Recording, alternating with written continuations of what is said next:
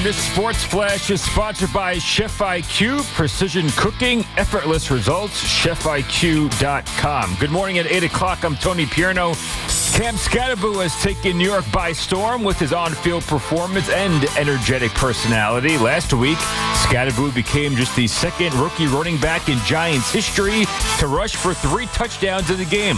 Despite all the hype, Scatterboo is not concerned about becoming the focus of opposing defenses. You can plan for it. There's other people on the team, you know. I mean, you can run the ball, you can pass the ball. Other teams can do it too. People want to bring 9 in the box, and someone's got to step up. That's really about it. So they game plan just like we game plan. So if people start game planning for me, then there's going to be other ways to get the ball to other people. The Giants face off against the Broncos this afternoon in Denver. Kickoff is at 4:05 with coverage here on the Fan beginning at 2:05. Meantime, the 0-6 Jets will look to get on track when they host the Panthers. Garrett Wilson is doubtful because of a knee injury. Kickoff is at 1 p.m. MLB postseason tonight. The Blue Jays seek to stave off elimination as they host the Mariners.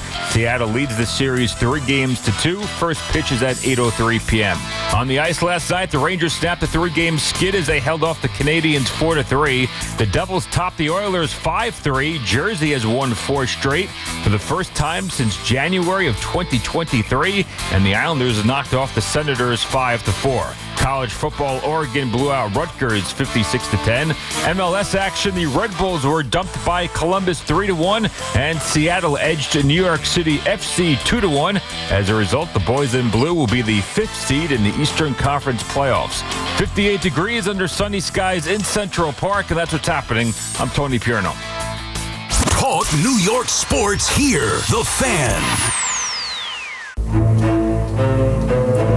It's Sunday morning. Time to take a spin around the NFL. This is You Better You Bet, presented by BetMGM.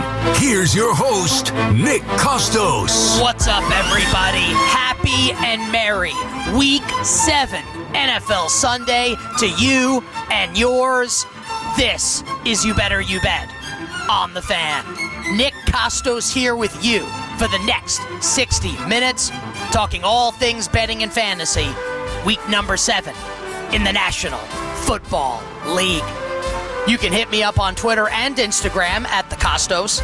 More betting content being posted on Instagram at the Kostos, TheKostos. The show is on Twitter at You Better You Bet.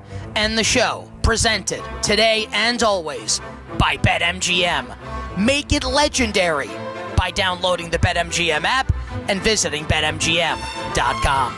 The phone number to chime in on bets, on fantasy, on football, 888-808-1019, 888-808-1019. All right, you know how we do. Nick Kostos and you, each and every NFL Sunday morning here on The Fan. Side total and props for every game on the board in the fastest show in all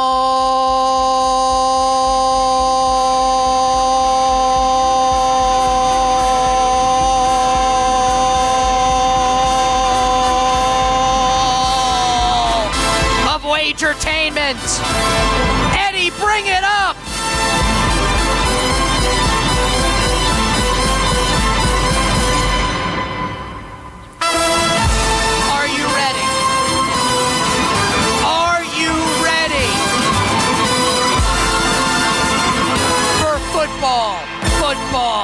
Football. And the show starts right now. And it begins abroad. Get your minds out of the gutter, people. Last London game of the season starting about 90 minutes from now. And then we have 3 weeks off from international games. The next one after this one will be November the 9th in Berlin with the Falcons and the Colts, which I think should be better than last year's instant classic with the Giants and the Carolina Panthers, which I actually think might have been rock bottom for the Giants as a franchise, literally since the franchise started. Brutal game last year in Berlin. Think the Germans will get a better one this year with the Falcons and the Colts. And then we've got November 16th in Madrid with the Commanders and the Dolphins, where Miami going to look to do it for Garo Yepremian against the former Redskins, now the Washington Commanders. And with the international games going on a break, I can try to go to church now for a little bit after this show ends, before my next show begins, and try and be a good Catholic. Now, let's talk gambling for 60 minutes while I make numerous off-color references. In the name of Roger Goodell, amen. London. A little less than 90 minutes from now, we'll see the Los Angeles Rams and Matthew Stafford at 4-2, taking on the 4-2 London Jaguars. Yeah, baby, yeah! Jacksonville at 4-2. The Jaguars, obviously, London's team, are they? They play lots of games there. Total in this game, 44.5. Injury stuff that you need to know. Puka Nacua is out for the Rams. If you live under a rock and you check in once a week on the NFL and you've got Puka Nacua on your fantasy teams, get him out of your lineup. He ain't playing today. We'll talk about what you can do and who you can replace Puka with in a little bit. Right tackle Rob Havenstein is out. Not good news going up against this Jaguars pass rush, but Devin Lloyd is out for the Jaguars, and he's a Defensive Player of the Year candidate. He has been tremendous for the Jags. Remember, he's the linebacker that had the 99-yard pick six of Patrick Mahomes a couple weeks ago on Monday Night Football. So both of these teams are 4-2, but not every 4-2 team is created the same. The Rams seem to me, and I'm guessing to you, if you pay attention, to be a better team than Jacksonville. The Jaguars have gotten insane turnover luck this season, and maybe that's just something that is going to be what it is over the balance of the entire season. And they're going to force a ton of turnovers. They're not going to turn the ball over a lot. Maybe that's what it's going to be. Probably not, though. It's probably going to regress a little bit and probably even out at some point this season. And when you compare the two quarterbacks, there's no comparison. I mean, Matthew Stafford's 50 times better than Trevor Lawrence, and I'm one of the last Trevor Lawrence truthers. But the bottom line is he's inconsistent. He's scattershot. He's got great hair. Guy looks like Thor. Great hair. But as far as throwing the football, wildly inconsistent. And I do think it's interesting in the betting market for this game that we're sitting basically the entire week Rams -3. Puka Nacua gets ruled out at the end of the week, which was the expectation. I don't think anyone thought at the beginning of the week that he was going to play. But it goes noted that Nacua is officially ruled out and the Rams start getting bet. So I'm just going to refresh my screen here because obviously on game day things are moving. I just want to make sure I have everything up to date for all of you. We are sitting right now, as it just sometimes takes the internet, man, forever to load. Rams are a juiced 3. So it's possible this will go up to 3.5 at some point in between now and kickoff. And if it does, despite what I said about the Rams being better than Jacksonville, that is the truth. The Rams are better than Jacksonville. Even without Puka Nacua, the Rams are better than Jacksonville. I would actually consider taking 3.5 with the Jaguars. Now, that has to be the number. I'm not interested in 3. I think 3 is the right number in the game for the Rams to be favored on a neutral field without maybe the best receiver in the league in Puka Nacua. So Jaguars plus 3.5 would be a consideration for me. As far as the total is concerned, I think if you like Jacksonville in the game, whether 3 or 3.5, maybe you think the Jaguars can win. I think a bet on Jacksonville correlates to the under. I don't know if the Jaguars are scoring a ton of points in this game, and I think in order for the Jaguars to win or keep it close, it probably needs to be a lower scoring game, and I'm not talking 7-3. Could be, something in the range of 23-20, something like that. Get you to 43 total in the game, 44.5. So I don't think I'm going to bet this game. Maybe a small bet for me on Jacksonville, but we have to get 3.5 in between now and kickoff. After we take the break and we start talking about fantasy and a deeper dive into props, I'll keep you updated on what the side and total is of this game. yardage props. And this will factor in, we'll do a deeper dive on this in the fantasy segment. But it's my expectation that Jordan Whittington, who Al Michaels called Jordan Whittingham about 4 times during the Rams-49ers Thursday night game a couple weeks ago. So basically, like, Jordan is the son of Utah Utes football coach Kyle Whittingham, except he's not. Jordan Whittington is a Puka Nacua type of receiver. Like, they win in the same way.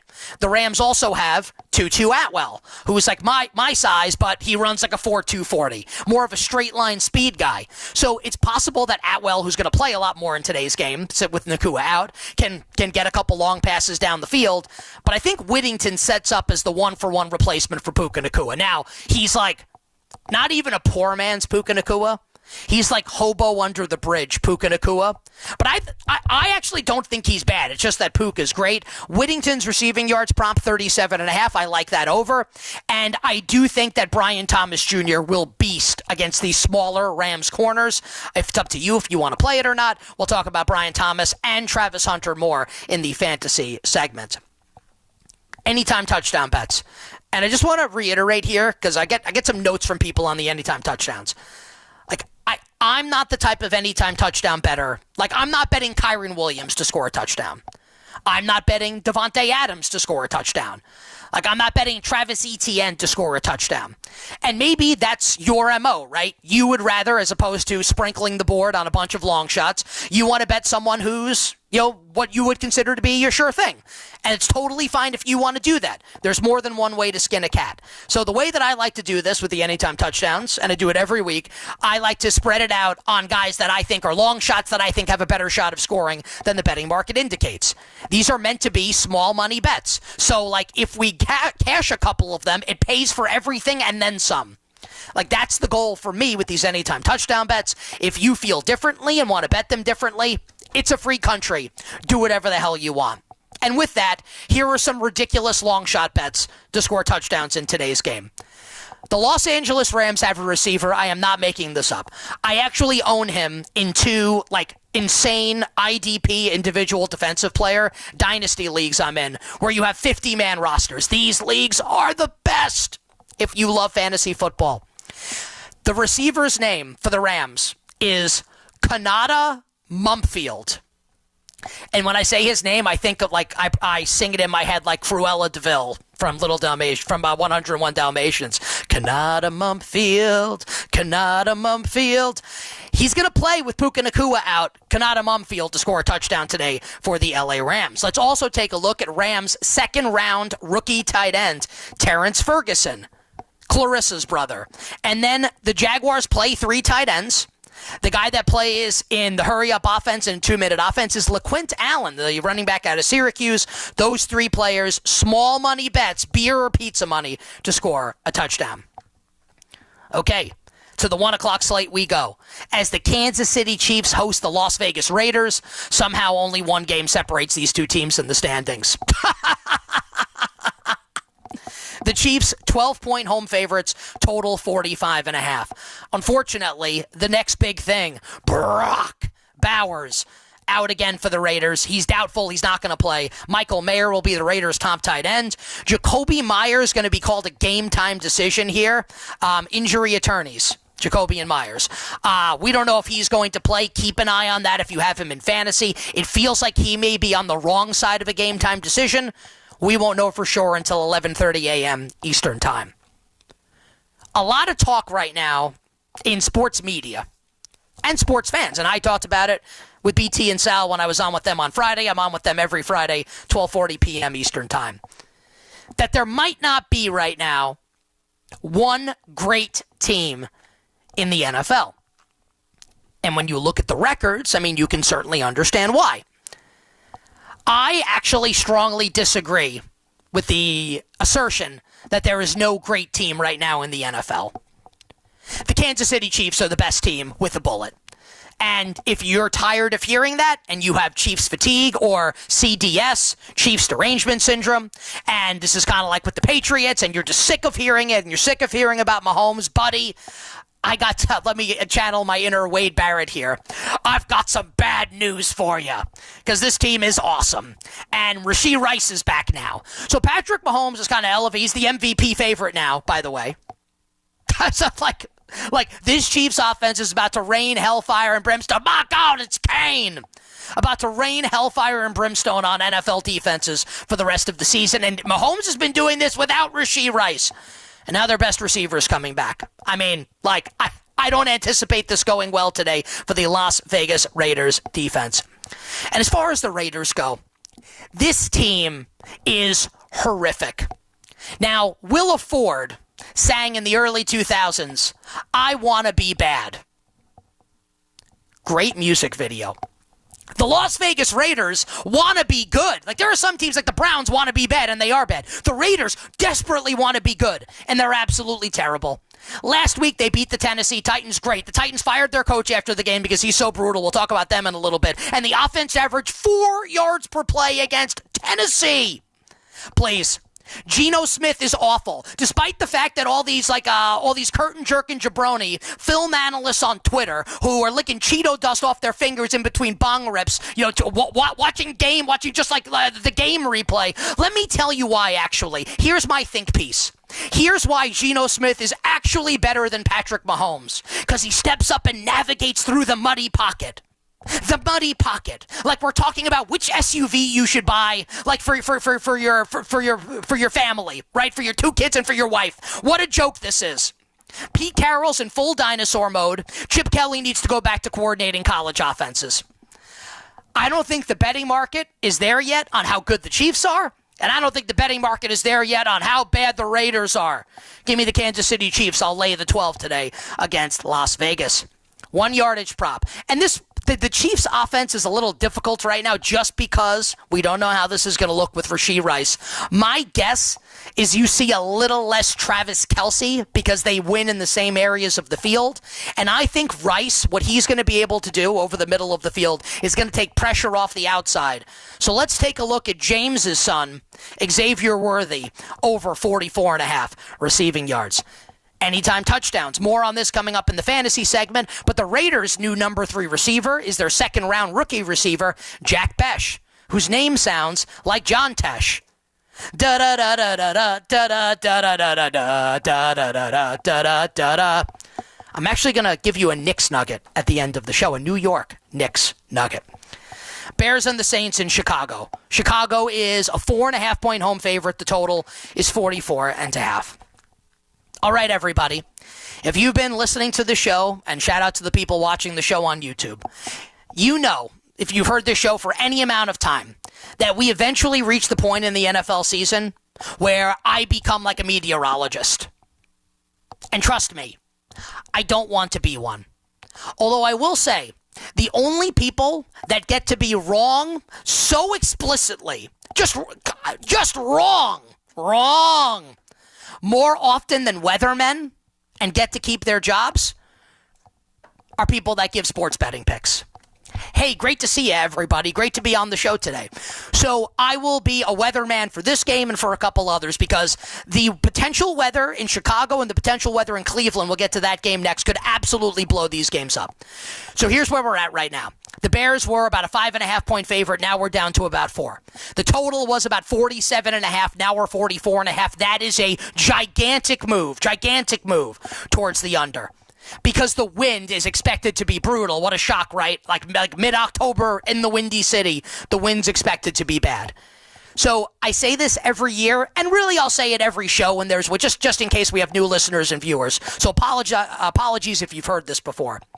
It's not rain and snow that kill overs and kill passing offenses. It's wind. Unless we're talking like biblical rain, biblical snow. Like when there's rain and snow on the ground, it helps the offense. Because the offensive players know where they're going before the play starts. The defensive players don't. And obviously that's a benefit to the offensive players because the defensive players can slip. But wind is what destroys a passing offense. And we're looking for 25 miles per hour generally as the threshold where wind starts to wreck an offense. We could be looking at 40-plus mile per hour gusts during the game today.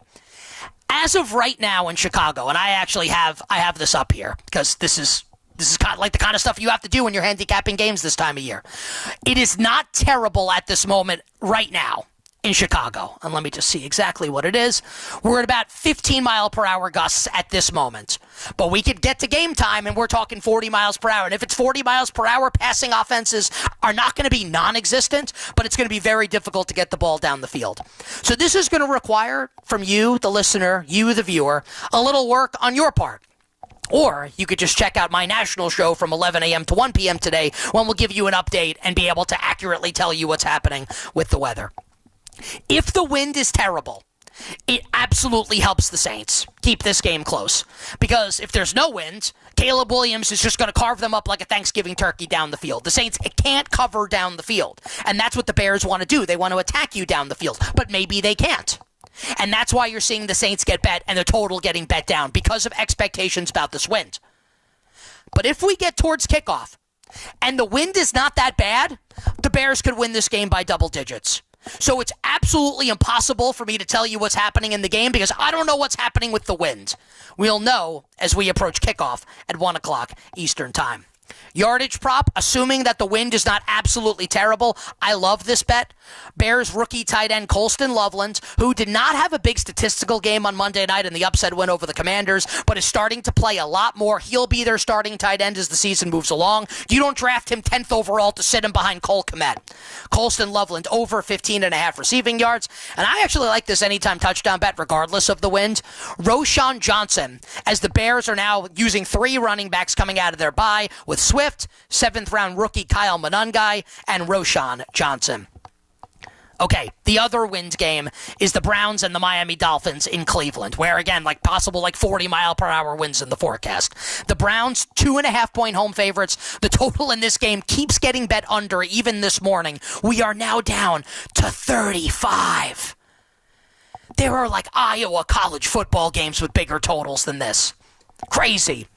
You also have 2 left-handed Hawaiian quarterbacks going head-to-head. This is the first left-handed quarterback matchup with Tua Tagovailoa and Dylan Gabriel since Michael Vick and the Falcons played Chris Sims and the Bucs back in 2006. The more you know. Honestly, Tua's press conference was so bad him and Dylan, they should just join the bloodline in WWE and be a part of that storyline, because I don't think either of them can play. David Njoku is out today for Cleveland, which means we'll get a lot of Harold Fannin. Mason Graham may not play for the Browns. He's their first-round defensive tackle. He is an absolute stud. So this is another bet that's entirely contingent on the weather. Assuming the wind is not going to be terrible around game time, and the number's 3, I like the Miami Dolphins, which makes me sick, because this is dead coach walking with Mike McDaniel, and he's actually the least of the problems when you compare him to the franchise quarterback who can't play in Tua Tagovailoa. They can't get out of his contract until the end of next year, and Chris Greer, the general manager. If you ever do a Whole Foods order via Amazon, and they have the frozen stuff bag, the bag with all the frozen stuff in it, and sometimes the eggs are in that bag, and you're like, man, you had one job. You couldn't put the eggs in the regular bag. You had to put them in the frozen bag. I wouldn't let Dolphins general manager Chris Greer put the eggs in my Amazon Whole Foods bag, much less pick the players on my football team. But with all of that said, Dylan Gabriel cannot be a 3-point favorite in an NFL game. The angel Dylan Gabriel. Except in the Bible, when the angel Gabriel comes to tell you that you're giving birth to the Son of Man, this time he's coming to tell you you're going to lose your bet and you're going to have less than 200 yards of total offense in a game. Merry Christmas, everybody. Dolphins +3, but it has to be 3, and the wind can't be bad, because if the wind is really bad, so it's only if the wind is okay. If the wind is bad, the Browns might win 17-0. And Quinshon Judkins could run for 200 yards in the game. So I'd like to bet the Dolphins, but I can't until we get to kickoff and we know that this is not going to be 50-mile-per-hour winds off of Lake Erie. Yardage prop, assuming the wind's not bad, Jerry Jeudy, 13 targets last week. Jerry Jeudy over 37.5 receiving yards. And anytime touchdowns with David Njoku out. Let's take a look at the diametric opposite of Owen Hart's WWE gimmick, the Blackheart, which would be Blake Whiteheart. And maybe he will say, like Owen Hart did, Survivor Series 1995, right around Thanksgiving, when Bret Hart, his brother, lost the WWF Championship to Bob Backlund, and Owen Hart threw in the towel and cost him the match, and then went backstage and proclaimed, "This is the greatest Thanksgiving of my life." And then Bob Backlund lost the title in 8 seconds to Diesel at a house show at Madison Square Garden. I can't remember to bring the paper towels up when my wife asks me to, but I can tell you that Diesel beat Bob Backlund for the WWF Championship at a house show in Madison Square Garden in 8 seconds 30 years ago. Just shout out to guys everywhere. Patriots and the Titans in Tennessee. New England, a 7-point road favorite. Total in the game is 42 as Mike Vrabel makes his return to Tennessee after being fired unceremoniously a few years ago. Stephon Diggs is going to play in today's game. Calvin Ridley is out. Get him out of your fantasy lineups if he's in. Tavondre Sweat is back for the Tennessee Titans in the middle of their defensive line. He's like 380 pounds. He is an awesome run stuffer. That's a big deal for Tennessee. More on that in the fantasy segment coming up in a little bit. So the Titans lose to the Raiders last week, and they're completely impotent on offense. Then they fire Brian Callahan, who might go down as one of the worst head coaches ever. Like, he makes Rich Kotite and Ray Handley look like the coach I'm trying to get this right, that followed Rich Kotite and preceded Ray Handley. I got it. Which, of course, is the legendary Bill Parcells. Brian Callahan, absolutely brutal. Doesn't know the rules of football. Can't manage situations. And losing after losing after losing. So he's out the door. Mike McCoy, the Reels brother. He was the head coach of the Chargers once upon a time, like 10 years ago. He's brutal. This organization absolutely sucks. It's terrible. Meanwhile, it's gonna be May. I tried to tell you all about Drake May. I was right, wasn't I? Is he already a top 5 quarterback in the league? Top five. If he's not top 5, he's close. He's outstanding. The number is huge. Patriots -7. I don't want to bet this game. If I did, I think I'd actually take Tennessee plus the points. I don't think the Titans would win. It's a huge number. Tennessee's run defense should be pretty good in this game, and all the reports from the overnight from insiders that the Titans are going to simplify the offense for Cam Ward. Great. It can't go worse than it's been. So if I had to bet the game, if you're in a pick'em pool, I would actually take the 7 with Tennessee, not with a ton of confidence. Yardage prop. Can you Diggs it, sucker? Da-na-na-na-na-na. Stephon Diggs, over 54.5 receiving yards. We had his over last week. He would have gone over if not for the tackiest offensive pass interference call since Garrett Wilson on Monday Night Football a couple weeks ago against the Miami Dolphins. I think he's a monster. I think he's at full health, and I think he's Drake May's number 1 guy. Stephon Diggs, over 54.5 receiving yards. 1 anytime touchdown, and look, I've given this guy out a couple times, and he hasn't come close. So if you don't want to make this bet, I understand. Kyle Williams, Patriots rookie receiver, and if you were going to make a Titans running back anytime touchdown bet, I prefer Tyjae Spears at a longer price to Tony Pollard. Eagles and the Vikings in Minnesota. Eagles, a 2-point road favorite. Total is 44. Carson Wentz draws another start for the Minnesota Vikings with J.J. McCarthy not at 100%. At least that's what they're saying. There are people that are saying this is a revenge game for Carson Wentz against his former team, which is insane. Revenge for what? He tore his ACL in 2017 and Nick Foles won the Super Bowl with them. And then he got his job back the next year. Revenge for what? Ridiculous. It's not a revenge game. Jalen Carter's going to play for the Eagles. Landon Dickerson's going to play. Quinyon Mitchell's going to play. Andrew Van Ginkel, playmaking linebacker, out for Minnesota. This Philadelphia Eagles offense has been brutal. We're approaching the holiday season. It's the holiday season. And this Eagles offense, stunk. It's stanky. Jalen Hurts isn't running the ball. He looks lost sometimes throwing the ball. Kevin Patullo, their offensive coordinator, He's a disgrace to Italians. Been terrible. Vikings defensive coordinator Brian Flores loves to blitz. I would love for him to coach one of the New York teams. I think he's so old, but he was mean to Tua. Babies, grow up. This participation trophy society. Oh, you can't be mean to the $100 million quarterback. Brian Flores loves to blitz. Some would say he's addicted to it. Some people like booze. Some people like sex. Brian Flores' addiction? Sending the nickel cornerback on a fire zone blitz while dropping a defensive tackle into coverage. He loves it. And we've all got our things. I can't believe I'm going to say this. Everyone that does betting content loves the Minnesota Vikings this week. Plus the points, Vikings money line. I actually am pretty strongly on the other side here with the Eagles. The Vikings are going to blitz a lot in this game, and they're going to play their two safeties back. Their secondary stinks. The middle of the field's going to be open. I think Dallas Goedert has a nice game. I think A.J. Brown has a nice game. And I like the Eagles to win and cover the spread. Now, again, for context, a lot of people I respect like Minnesota. I can be wrong here. My money's on the Philadelphia Eagles in this game. Couple yardage props I like. Dallas Goedert over 40.5 receiving yards. And let's assume Quinyon Mitchell, Philly's stud corner, is on Justin Jefferson. I think this opens Jordan Addison up to have a nice game. His receiving yards number only at 43.5. If you had to play an anytime touchdown, you could take a look at Eagles backup tight end Kylan Granson with Grant Calcaterra out. And I do think Carson Wentz will try and reach the end zone today. And if he does, and Wentz has a touchdown dance, he'll want to dance like Uma Thurman, bury him till he confess. And you can't get him out of his head.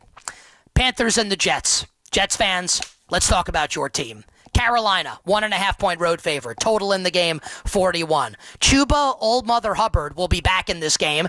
Dual backfield with hit him with the Rico Dowdle and Chuba Hubbard. Bad news for the Jets defense. Jatavion Sanders, Panthers tight end, expected to play in this game. And Jalen Coker will make his season debut. I've been saying for weeks he's a stash in deep leagues, especially in PPR formats. For the Jets, Garrett Wilson is doubtful. Who's catching the ball? Michael Carter is expected to be back, though, on the Jets defense. And I don't know what you say here, man. Last week in London was a football atrocity. Like, if there was such thing as football war crimes, the Jets would be in Guantanamo Bay. Just as bad as it gets. And I've said on all my shows, leading up to the start of the season, that this Jets season shouldn't be judged in terms of wins and losses, because they're going to be bad. Like, Justin Fields is the quarterback. They can't be good. And I've been consistent with that. But what you want to make sure is that some of the young players are good and that you got the right head coach in Aaron Glenn.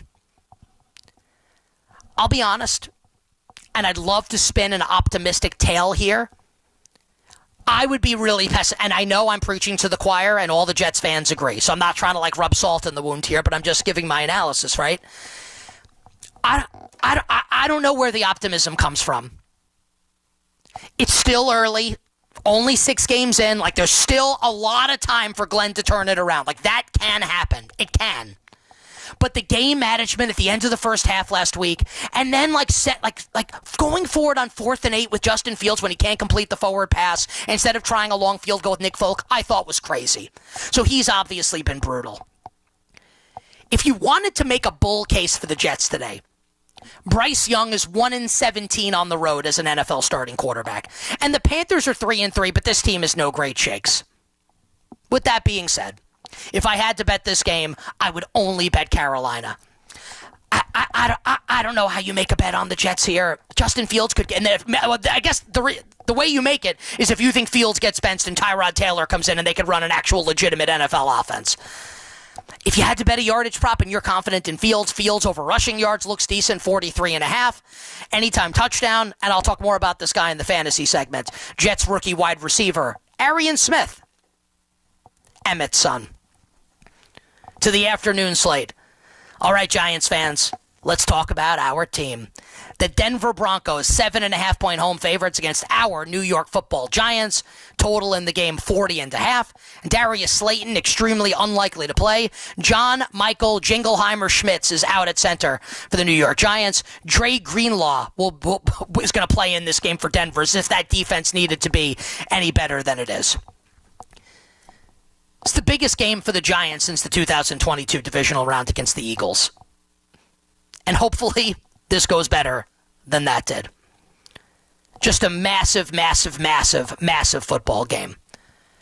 Coming off the win against the Eagles, which feels like it was years ago, 2 Thursdays ago. The Giants have a chance to really announce to the world that this team is legit this season. And I would love to see it happen. And to be fair, the Giants, you think about some of the games against Denver in the past. 1989 in the snow at Mile High. Gary Reasons stuffing Bobby Humphrey. 86 regular season. George Martin, long pick six. Super Bowl 21. Phil Simms, 22 of 25.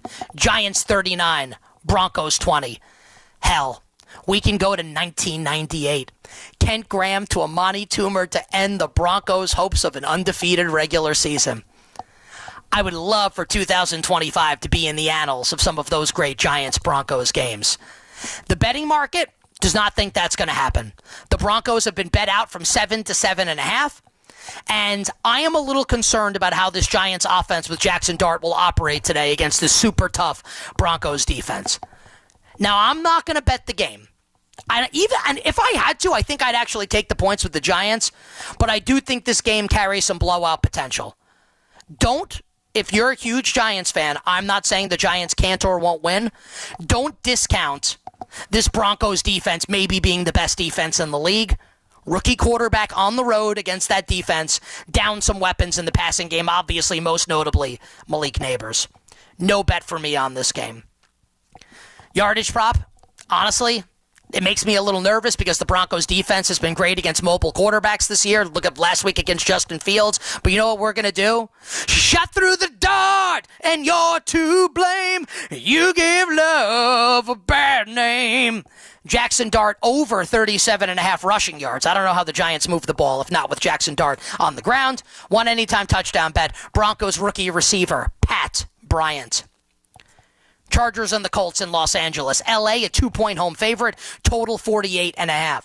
Quentin Johnston returns for the Chargers. Get him in your fantasy lineups. Colts #1 corner, Charvarius Ward, placed on IR with a concussion. For Indy on offense, Josh Downs is out, which sucks because I have him in a bunch of fantasy leagues. Ashton Doolin out as well. Joe Alt not yet ready to return for the Chargers at left tackle. So this Chargers offensive line is going to be an absolute abject disaster again. So the Chargers have been the team, when I talk to people I respect this week, whether on air, on You Bet or You Bet off air, the Chargers are the team that's drawing the betting interest. The thought is, better coach, better quarterback, Papa John's. I can't resist doing that, I'm sorry. Better coach, better quarterback, injured Colts secondary, Herbert throws the ball all over the place. The Chargers' offensive line's a total disaster. And it took actual superhuman strength from Justin Herbert last week to shake off Jalen Carter, to complete that pass to Ladd McConkey for the Chargers to win the game on a Cameron Dicker game-winning field goal. It took all of that to beat the Dolphins. The Colts are way better than the Dolphins. If I had to bet this game, and I'm not sure I will, I would actually take the points with Indianapolis.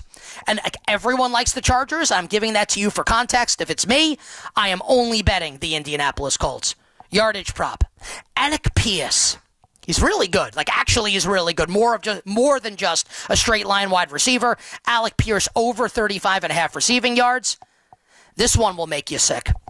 A.D. Mitchell. Remember him? We bet his anytime touchdown, and he fumbled the ball at the 1-yard line out of the end zone. That was fun.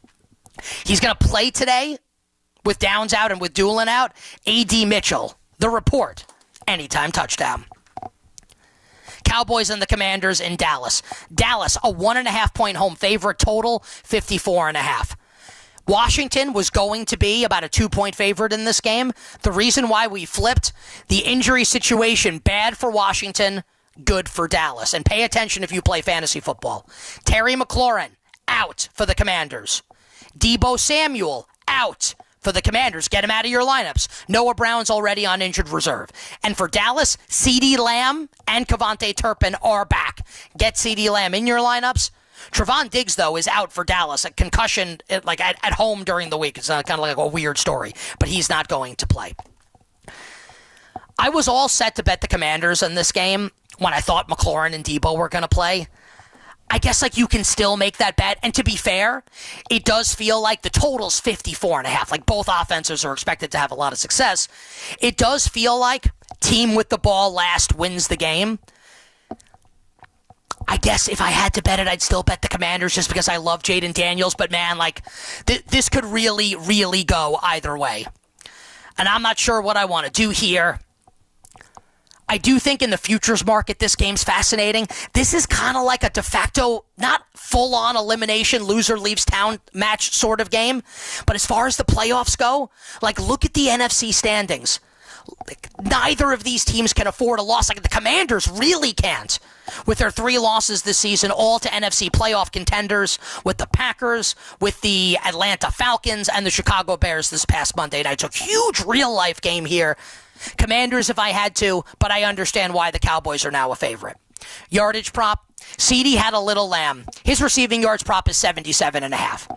Not even close. Should be 97.5. Let's go over on CeeDee Lamb. Packers and the Cardinals in the desert. Green Bay, a touchdown favorite on the road. Total 49.5. A lot going on here injury-wise. Make sure you're paying attention. Kyler Murray is out for Arizona. Jacoby Brissett is going to start. Amari DiMercado is out for Arizona. It'll be Bam Knight and Michael Carter as the 2 running backs. For the Packers, Josh Jacobs is like a surprise addition to the injury report. Illness and calf strain. He is being called by ESPN's Adam Schefter a true game-time decision. So if you've got Josh Jacobs in fantasy, he may not play in this game. And this is an afternoon game, and we won't know until 90 minutes before kickoff. Emmanuel Wilson will be the RB1 if Jacobs doesn't play. Chris Brooks will play as well. If you need a 1-for-1 replacement, I would go with Emmanuel Wilson. And honestly, you may want, if you're in a huge fantasy matchup today and you got to win and you've got Jacobs, I would try and pick up Emmanuel Wilson now just in case Jacobs doesn't play and make sure someone else doesn't get him. As far as the bets go for this game, same analysis I gave you last week for the Cardinals and the Colts. Arizona, when they're a big favorite, the game comes down to the end. Arizona, when they're a big dog, the game comes down to the end. And when the spread is close, you guessed it, it's a blowout. Just kidding. The game comes down to the end. We're at a 7-point spread here. I'll take the points with Arizona. I think it'll be close, and they'll lose at the end of the game. Arizona plus the points.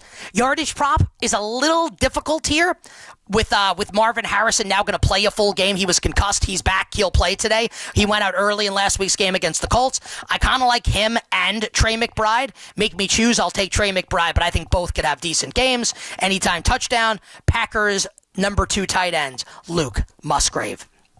Casey's brother. Last one, Niners a 1.5-point home favorite against the Falcons on Sunday Night Football. Total 47.5. Darnell, when you get caught between the Mooney and New York City. Back today for the Atlanta Falcons. Brock Purdy out. Mac Jones will start for San Francisco. And his cell phone number, 281-330-8004. Ricky Pearsall out for San Francisco. Fred Warner out for the season for the Niners. George Kittle, though, is back today for San Fran. Get him in your fantasy lineup. I think this is a WTF game. Mine's out of the gutter. Wrong team favored. I think the Falcons are a playoff team, or at least playoff caliber team in the NFC. With the way this defense is playing, got after Josh Allen's ass on Monday night, and the Niners' offensive line is way worse than Buffalo's. Now, Kyle Shanahan's a way better play caller than Joe Brady. This will be a lot of quick game for Mac Jones. But I like this Falcons defensive matchup. And this Niners defense, Like, they're in big trouble, and we can all make our Robert Saleh jokes. He's got nothing to play with here. Like, his two best players, and they're both like Hall of Fame caliber players, Nick Bosa and Fred Warner, are both out for the season. I mean, it's literally like the two guys you can't afford to lose. They're both out for the season. I like the Falcons to win the game tonight on Sunday night. Yardage prop, he started from the bottom and now he's here. Drake London over a nice 69.5 receiving yards. And anytime touchdowns. With George Kittle back, I think you will see Jake Tonjes relegated to like a much lesser role. He's more of a receiving tight end. So let's look at Niners blocking tight end. Monsignor's son, Luke Farrell, anytime touchdown. Take a quick break, and on the other side, fantasy football breakdown for every game, and we'll take a deeper dive into props. 888-808-1019 is the number, 888-808-1019. It's You Better You Bet on the Fan with me, Nick Kostos, and you, whoever the hell you are, presented by BetMGM. Giants fans are feeling the excitement Jackson Dart and Cam Scadaboo have injected into the season. Throws it to the sideline. Open is Robinson. Runs out of a tackle. Down the right sideline. Cuts inside at the 5. 8 for the touchdown. A win over the rival Eagles last week propels them into the Mile High City, heads held high. Oh, he does a backflip. The rookie sensations and Big Blues D will look to ruin Denver's return home from across the pond and keep the winning going. Don't miss a snap today at 4 here on your home for New York Giants football. 101.9 FM WFAN and always live on the free Odyssey app. Life's rewarding, especially with Flushing Bank's Complete Cash Rewards program. Just open a personal or business complete checking account to get started. With 29 New York Metro locations, there's nothing easier or more rewarding. Visit flushingbank.com today. Member FDIC. New York City is delivering for you every day, everywhere. With a $755 million investment in the expansion of a universal after-school program, allowing over 184,000 New York City students to participate.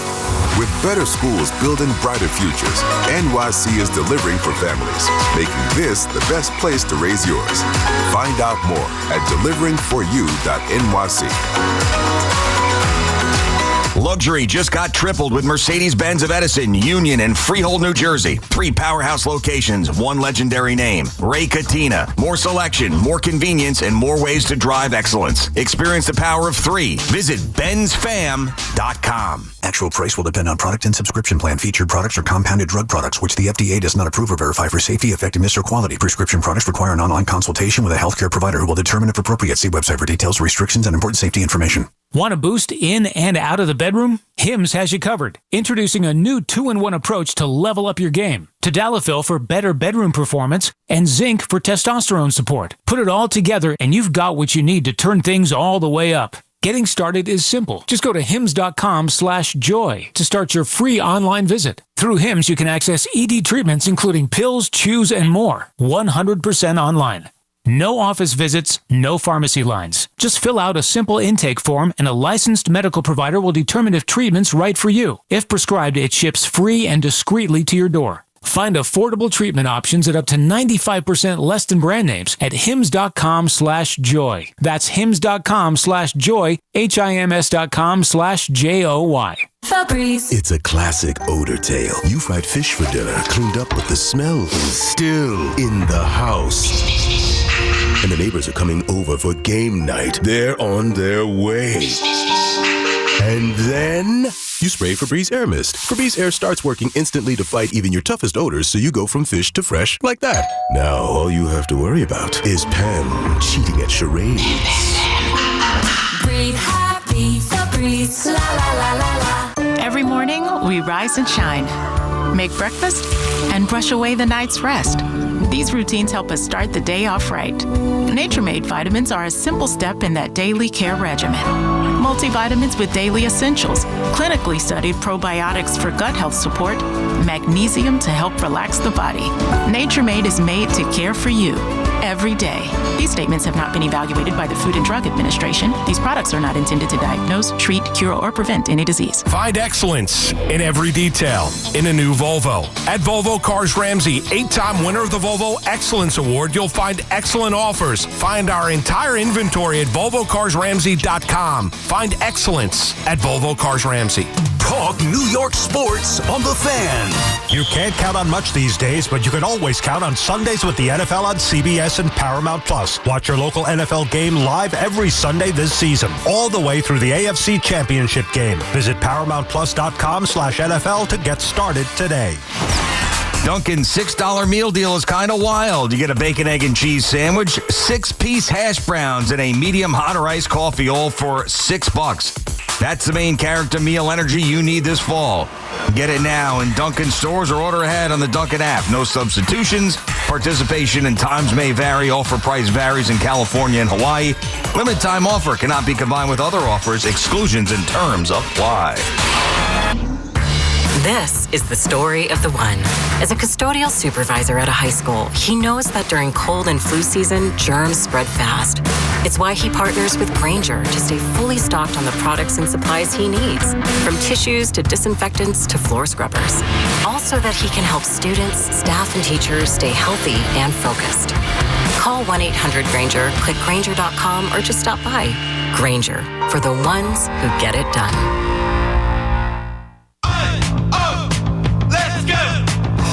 You're still glowing, flirting, grooving. You still got it. But your immune system weakens as you age, making it harder to fight flu, pneumococcal pneumonia, RSV, and COVID-19. Vaccines are a key part of any health routine and help strengthen your immune response. Ask your doctor or pharmacist which vaccines you need. Schedule in minutes at VaxAssist.com. Sponsored by Pfizer.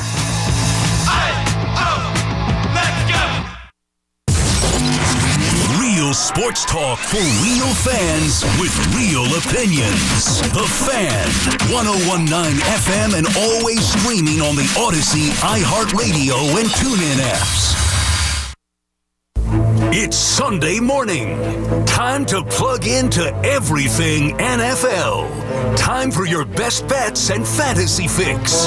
It's time for You Better You Bet, presented by BetMGM. Here's your host, Nick Kostos. Yes, indeed. It is me, Nick Kostos, with you on the Fan. Glorious Week 7 NFL Sunday. 888-808-1019 is the number. Might try and squeeze a few in. Might not.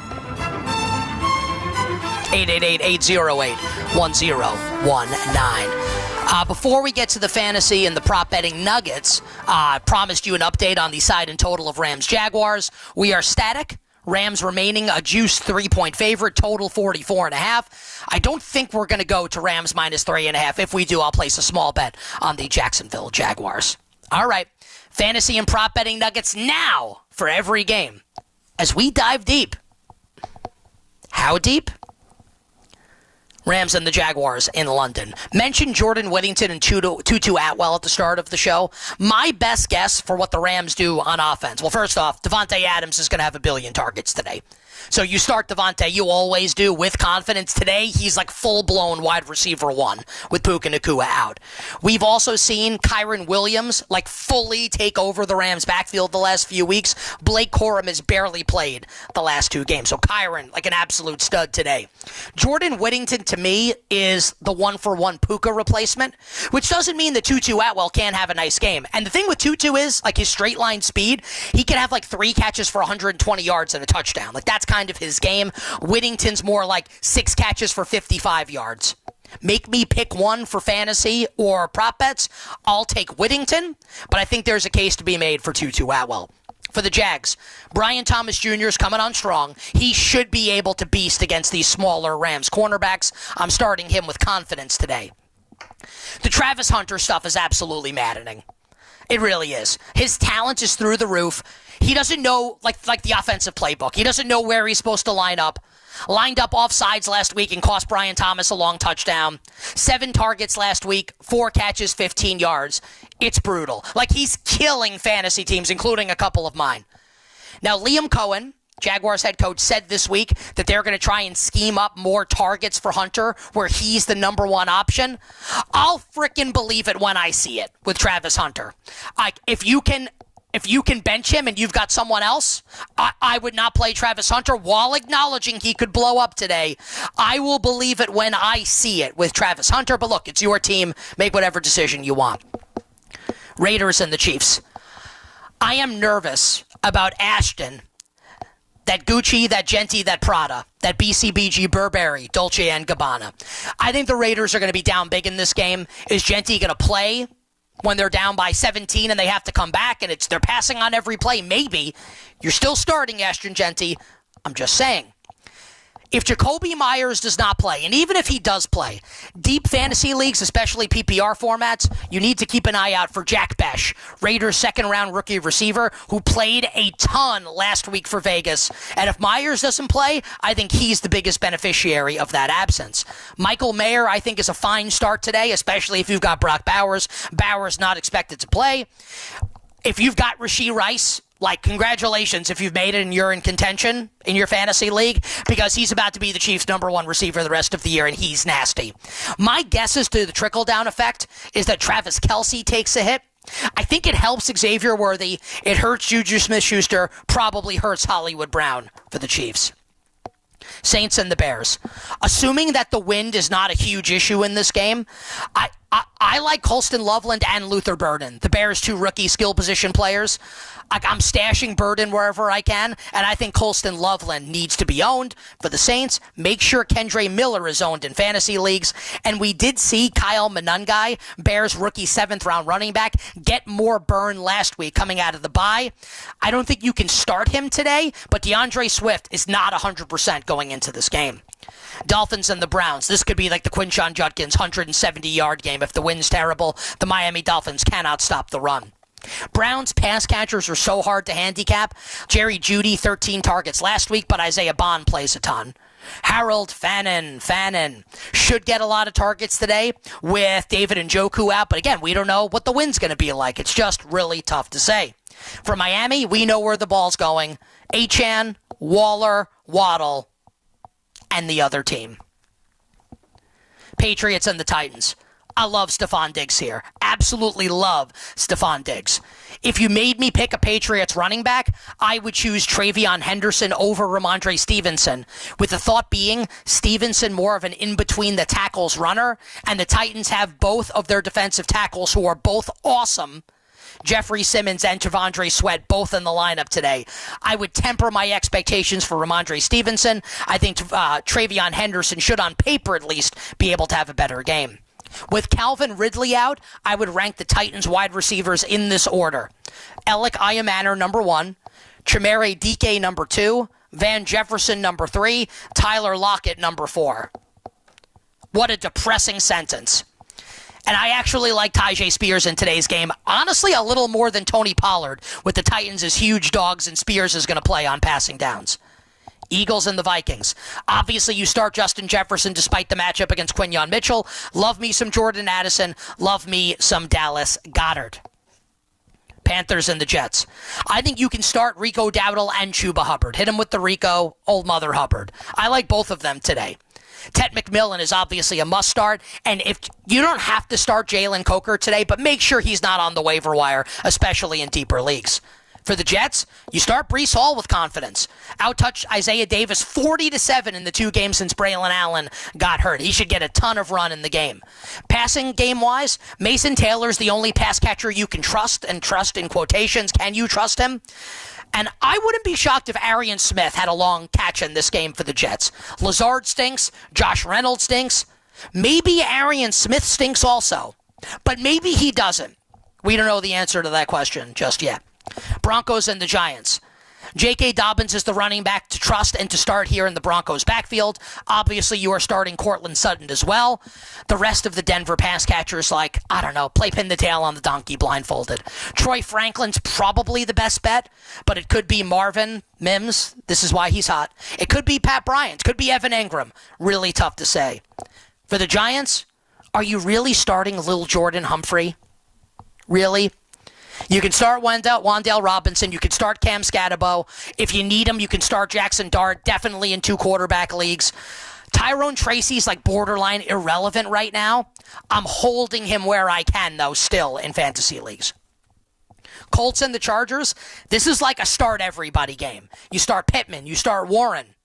You start Alec Pierce if you need him. You obviously start Jonathan Taylor. You start Quentin Johnston. You start Keenan Allen. You start Ladd McConkey. You start Kamani Vidal-Sassoon. You don't look good? We don't look good. And if you need a running back, Hassan Haskins is the in between the tackles grinder. Could score a short yardage touchdown for the Chargers. And you're starting both quarterbacks, Justin Herbert and Daniel Jones. Commanders and the Cowboys, fire up CeeDee Lamb, obviously. Fire up George Pickens, fire up Dak Prescott, fire up Javonte Williams. Bill Krosky-Merritt will be the Commanders' number 1 running back, but if he fumbles again, he could be in a little bit of trouble. Jaden Daniels, I think, is the number 1 fantasy quarterback today.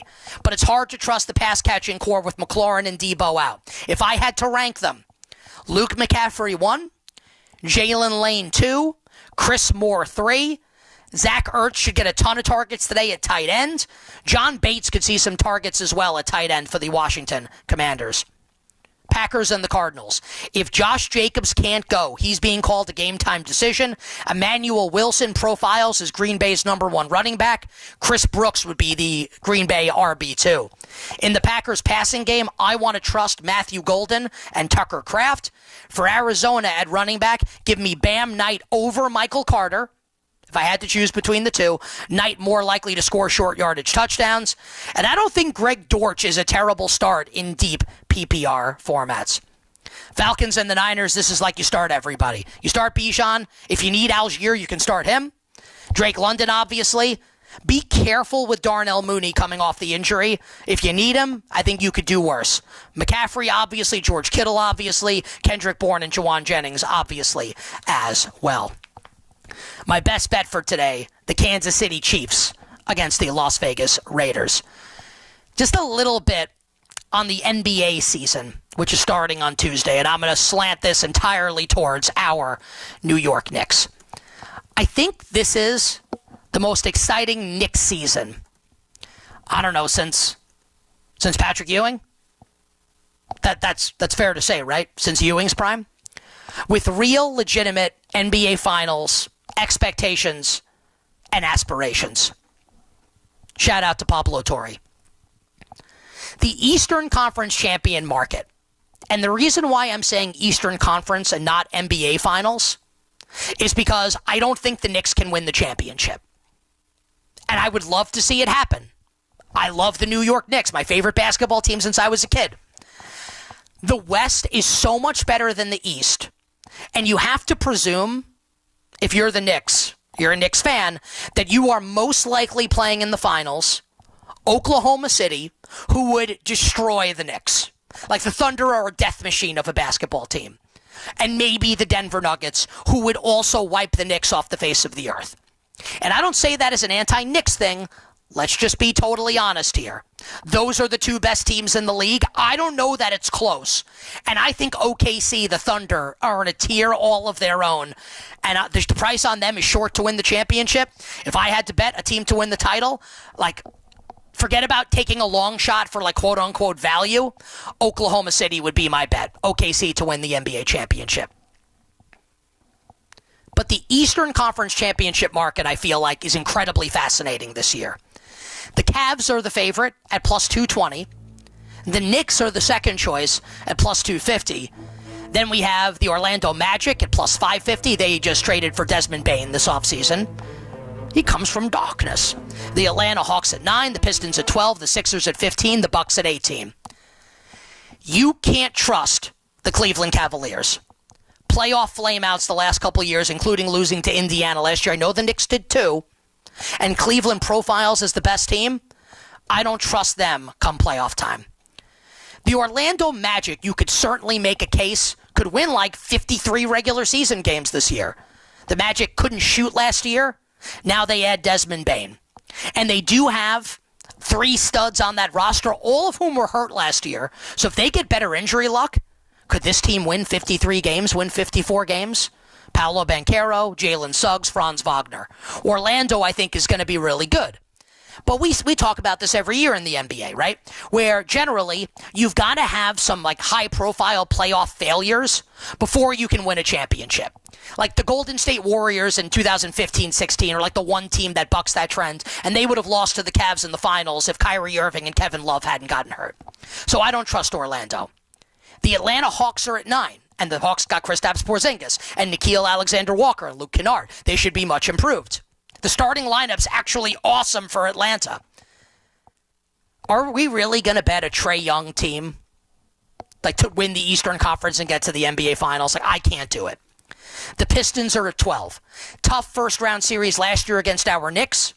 I don't think Detroit is ready for this level of primetime just yet, even if Cade Cunningham is an absolute stud. I don't know how you can ever bet the Philadelphia 76ers to do anything. Haven't been to an Eastern Conference final in Joel Embiid's entire tenure in Philadelphia. And Embiid is always hurt. And what Paul George are we going to get? I don't like the Sixers this year. Cross them off the list. The Milwaukee Bucks is Giannis, Miles Turner, and like a bunch of scrubs. And I think it's more likely that the Bucks trade Giannis come the deadline, maybe to the Knicks, we'll see, than it is that the Bucks make any kind of run to win the Eastern Conference or get to an NBA Finals. I'm crossing them off the list. The Boston Celtics, Jason Tatum tore his Achilles against the Knicks. Now, the videos of him on Instagram look great. He also tore his Achilles like 2 weeks ago. You can't bet the Celtics. The Indiana Pacers aren't going to have Tyrese Halliburton. He's literally ruled out for the season. I think the Knicks are the best bet on the board to win the Eastern Conference. New York plus 250 to win the East. I think the Knicks are going to go over the win total. I think this is going to be an awesome, awesome regular season for the Knicks. And I wouldn't be shocked if the Knicks made the NBA Finals this year. So Knicks plus 250 would be my look to win the Eastern Conference. And I do like the New York Knicks over the win total. And then they get eviscerated, obviously, in the NBA Championship against either Oklahoma City or Denver. Quick board update here, what we're looking at on this NFL Sunday. 25 minutes from kickoff with the Rams and the Jaguars. No move on the side in total. Rams still a 3-point favorite, 44.5. Elsewhere, anything else? We are pretty static on the rest of the board. And that does it for the Week 7 NFL Sunday edition of You Better You Bet here on The Fan. Football Sunday with my friend, the great Mark Malusis, is coming up next. So until we meet again, dear listener and dear viewer, shout out to you watching on YouTube, on these airwaves next Sunday at 8 a.m., I'm also back on You Better You Bet, the National Edition, 11 a.m. this morning, and the weekday edition tomorrow at 4 p.m. Eastern Time. You can hit me up on Instagram in the meantime at the Kostos, TheKostos. Until then, I am Nick Kostos, wishing you minimal sweats, winning bets, and the absolute very best of luck. Let's get it today on this Week 7 NFL Sunday.